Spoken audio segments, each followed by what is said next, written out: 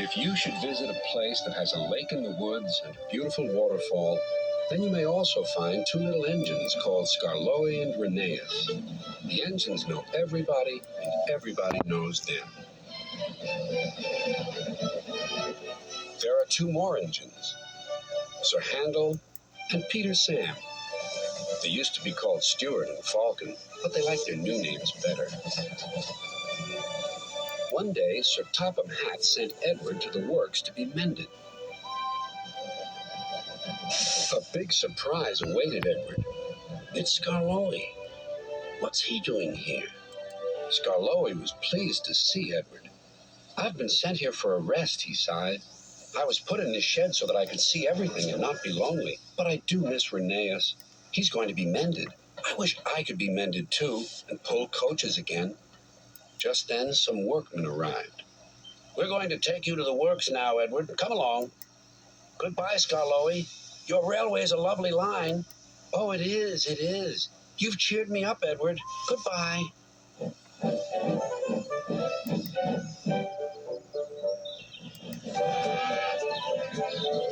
Meanwhile, Sir Handel was having trouble with some coaches. He tried to be kind, but the coaches didn't trust him. They were awkward and rude. There was worse to come. Some careless sheep had strayed onto the line. He's bumped us, screamed the coaches. Let's get back at him. They surged into Sir Handel and pushed him off the rail. No one was hurt, but Sir Handel limped sadly to the shed.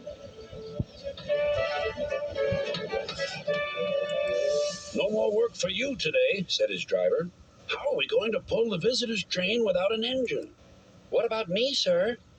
Skarloey, can you do it? I'll try, said the old engine.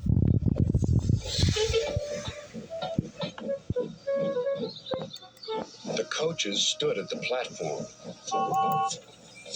I'm ashamed of you, scolded Skarloey. You might have hurt your passengers. The coaches quivered. We're sorry, Skarloey. The conductor blew the whistle, and their journey began.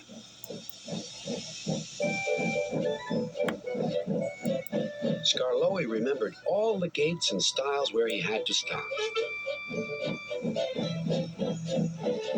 The sun shone, the rails were dry. This is lovely, sang Skarloey.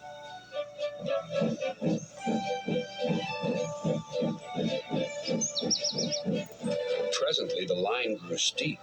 Skarloey felt short of steam. Take your time, soothed his driver. It'll be better downhill, Skarloey said to himself. But it wasn't.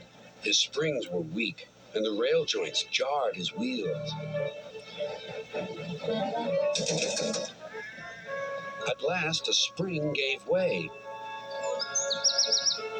I feel all crooked, cried Skarloey. We'll need a bus now for our passengers, sighed his driver. No, pleaded Skarloey. I'll get them to the station or burst. James was waiting at the platform. Clanging and clanking, Skarloey steamed in. I'll do it. I'll do it. I've done it. James collected his passengers and respectfully puffed away.